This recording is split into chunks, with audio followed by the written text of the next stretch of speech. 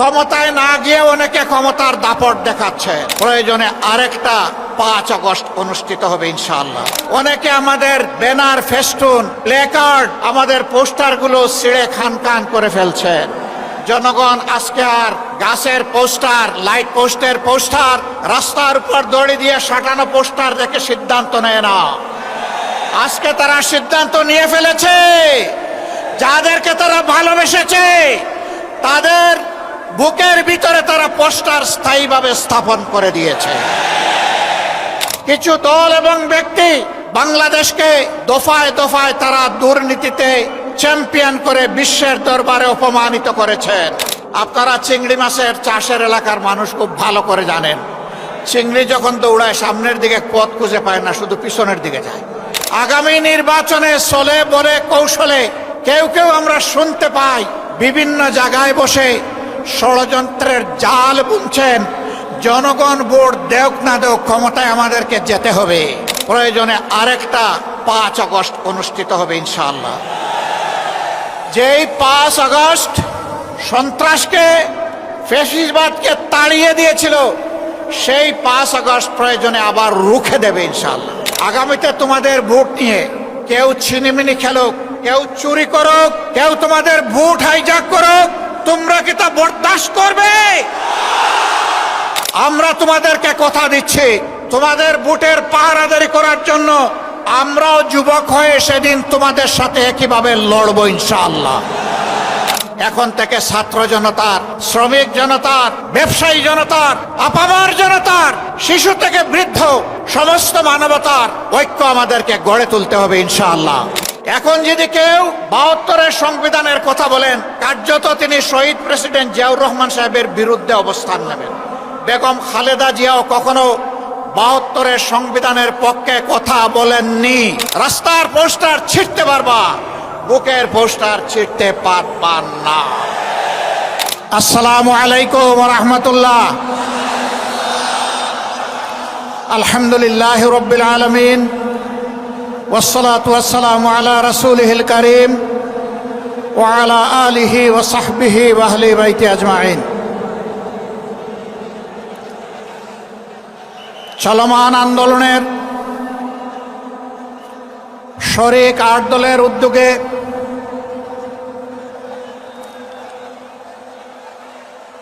খুলনার মধ্যস্থলে আজকের এই বিভাগীয় সমাবেশের সম্মানিত সভাপতি, ইসলামী আন্দোলন বাংলাদেশের সম্মানিত আমির, বিশিষ্ট আলেমে দ্বীন, চরমনায় সম্মানিত পীর হযরত মাওলানা সৈয়দ রেজাউল করিম, মঞ্চে বসা 8 দলের শীর্ষ নেতৃবৃন্দ, বিশেষ অতিথিবৃন্দ, বিভাগীয় নেতৃবৃন্দ, স্থানীয় নেতৃবৃন্দ, খুলনার আপাম জনগণ, ভাই ও বোনেরা, আল্লাহ তাবারক ওয়া তাআলা শুকরিয়া আদায় করছে। আল্লাহর দ্বীনের প্রয়োজনে, বাংলাদেশের মানুষের মুক্তির প্রয়োজনে আল্লাহ তাআলা 8টি ইসলামী এবং দেশপ্রেমিক দলকে একত্রিত হয়ে যুগের চ্যালেঞ্জ গ্রহণ করার তৌফিক দান করেছেন, আলহামদুলিল্লাহ। ইতিমধ্যে বিশেষ অতিথি সহ সম্মানিত অতিথিবৃন্দের, নেতৃবৃন্দের মুখ থেকে আপনারা গুরুত্বপূর্ণ বক্তব্য শুনেছেন। এক এক করে স্বাধীনতার 54 বছর অতিবাহিত হয়েছে। এই 54 বছরে স্বাধীন বাংলাদেশের জনগণের লালিত স্বপ্ন অনেকটাই বাস্তবায়িত হয়নি। দৃশ্যমান কিছু উন্নয়ন সাধন হয়েছে, আমরা তা অস্বীকার করব না। এই ভৌত কাঠামোগত উন্নয়নই একটি জাতির আসল উন্নয়ন নয়। একটি জাতির আসল উন্নয়ন হচ্ছে এই দেশ এবং জাতির মধ্যে ন্যায় বিচার বা সামাজিক সুবিচার আছে কি নেই। বাংলাদেশে গ্রাম আদালত থেকে শুরু করে সর্বোচ্চ আদালত পর্যন্ত আজকে যার প্রভাব প্রতিপত্তি নেই, অ্যাকাউন্ট ভর্তি যার কোনো টাকা নেই, বাংলাদেশে তার জন্য কোনো বিচার নেই। একটা দেশ সভ্য দেশ কিনা তার পরিচয় হচ্ছে সেই দেশের শিক্ষা ব্যবস্থাটা কেমন। আমরা দেখতে পাই আমাদের দেশের শিক্ষা ব্যবস্থা মূলত দুই ধারায় বিভক্ত। দ্বীনি শিক্ষাকে কেন্দ্র করে সেই শিক্ষার চর্চার জন্য মাদ্রাসা, ছোট মাঝারি বৃহৎ আকারের হাজার হাজার মাদ্রাসা বাংলাদেশে বিদ্যমান। তার পাশাপাশি আমরা লক্ষ্য করি সাধারণ এবং বিশেষায়িত শিক্ষা দেওয়ার জন্য দেশে বেশ কয়েকটি পাবলিক এবং প্রাইভেট বিশ্ববিদ্যালয়, কলেজ, স্কুল এবং প্রাইমারি স্কুল রয়েছে, যার সংখ্যা লক্ষ লক্ষ। মাদ্রাসা শিক্ষা ব্যবস্থায় আমরা দেখি সেখানে ইলমে দ্বীনের চর্চা হয়, সেখানে কোনো গণরুম নাই, সেখানে কেউ কাউকে খুন করে না। মাদ্রাসার ভিতরে আগ্নেয়াস্ত্রের কোনো মহড়া দেখা যায় না। মাদ্রাসার ভিতরে জ্ঞান চর্চার বাইরে অন্য কিছু আমরা লক্ষ্য করি না।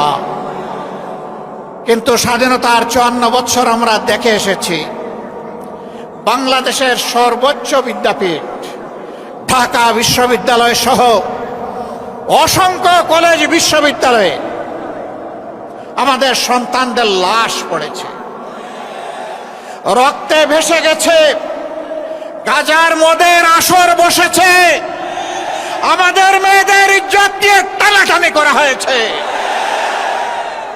অস্ত্রের ঝঞ্ঝনানিতে শিক্ষা প্রতিষ্ঠান অস্থির হয়ে উঠেছে।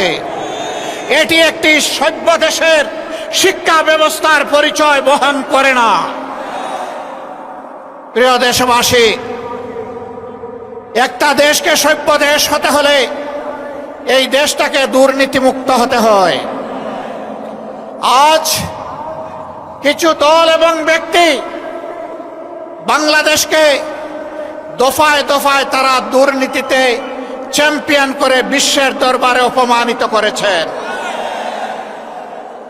এদের সকলের অতীত রেকর্ড বাংলাদেশের জনগণের হাতে আছে। এমনকি দুঃখের বিষয়, সকল ফ্যাসিবাদ, দুর্নীতি, বৈষম্য, দুঃশাসনের বিরুদ্ধে 5 আগস্টের বিপ্লব অনুষ্ঠিত হয়েছিল।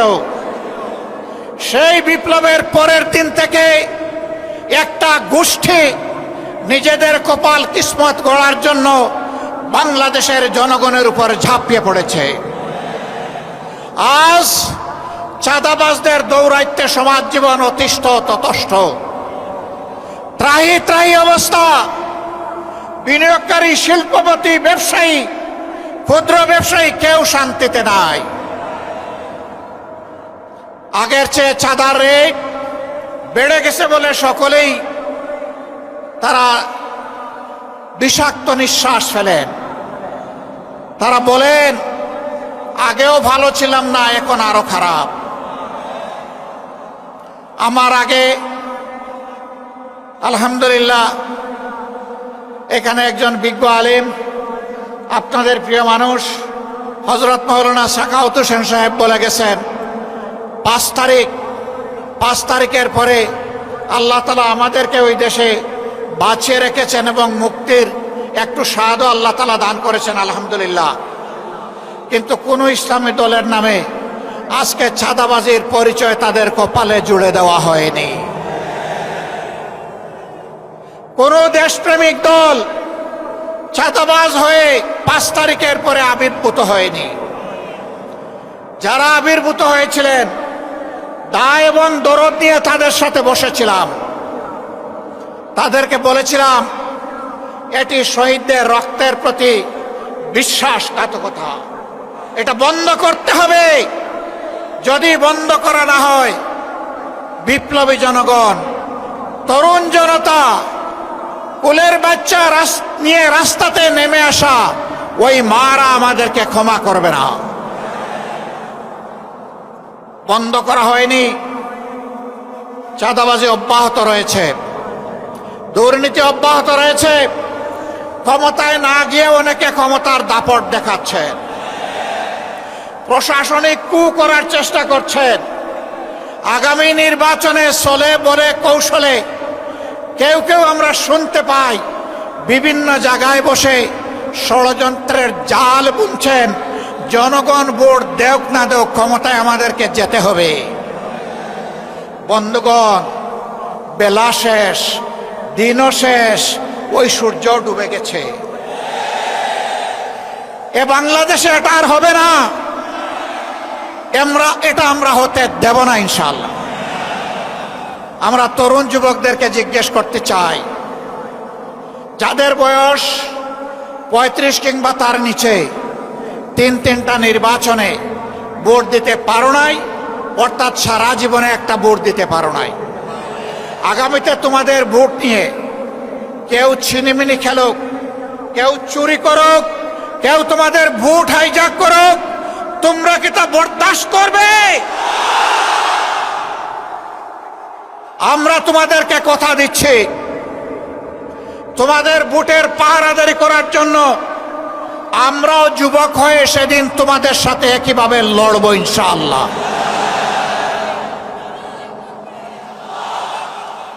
এখন থেকে আমরা সারা দেশে জনগণের ব্যাপক ভালোবাসা দেখতে পাচ্ছি। এই ভালোবাসা ঈর্ষান্বিত হয়ে মনের জ্বালায় অনেকে আমাদের ব্যানার, ফেস্টুন, প্লেকার্ড, আমাদের পোস্টারগুলো ছিঁড়ে খান খান করে ফেলছেন। বন্ধুগণ, টের পান নাই জনগণ আজকে আর গাছের পোস্টার, লাইট পোস্টের পোস্টার, রাস্তার উপর দড়ি দিয়ে সাঁটানো পোস্টার দেখে সিদ্ধান্ত নেয় না। আজকে তারা সিদ্ধান্ত নিয়ে ফেলেছে, যাদেরকে তারা ভালোবেসেছে তাদের বুকের ভিতরে তারা পোস্টার স্থায়ীভাবে স্থাপন করে দিয়েছে। রাস্তার পোস্টার ছিঁড়তে পারবা, বুকের পোস্টার ছিঁড়তে পারবা না। অতএব ওই পোস্টার ছিঁড়াছিঁড়ি করে কোনো লাভ নেই। দিশাহারা হয়ে, হতাশ হয়ে, ক্ষুব্ধ হয়ে চূড়াগলিতে কেউ যদি হাঁটার চিন্তা করেন, তাহলে প্রয়োজনে আরেকটা 5 আগস্ট অনুষ্ঠিত হবে ইনশাআল্লাহ। যেই 5 আগস্ট সন্ত্রাসকে, ফ্যাসিবাদকে তাড়িয়ে দিয়েছিল, সেই 5 আগস্ট প্রয়োজনে আবার রুখে দেবে ইনশাআল্লাহ।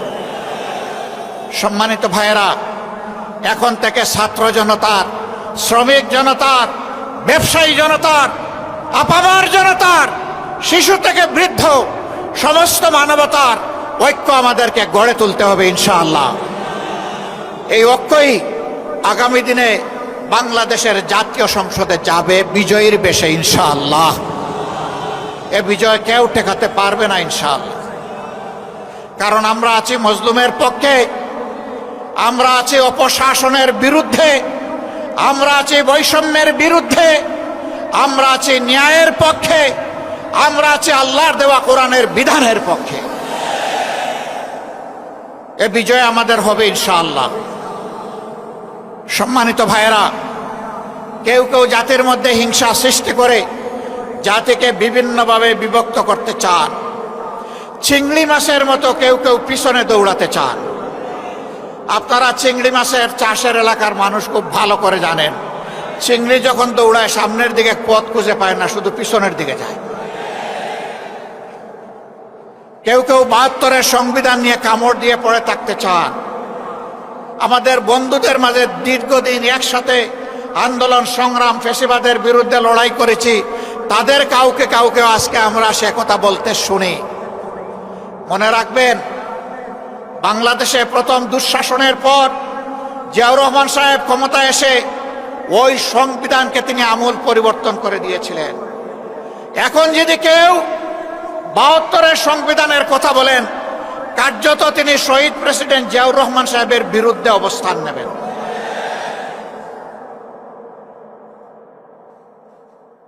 ৭২-এর সংবিধানের কথা আজ যিনি অত্যন্ত সংকটজনক অবস্থায় আছেন, জাতির এক শ্রদ্ধার কেন্দ্রবিন্দুতে যার অবস্থান, বেগম খালেদা জিয়াও কখনো ৭২-এর সংবিধানের পক্ষে কথা বলেননি। আমরা আশা করব যারা এই দুইজনকে ভালোবাসেন তারা কেউ আর ভুলেও ৭২-এর এই ফ্যাসিবাদী সংবিধানের কথা বলবেন না।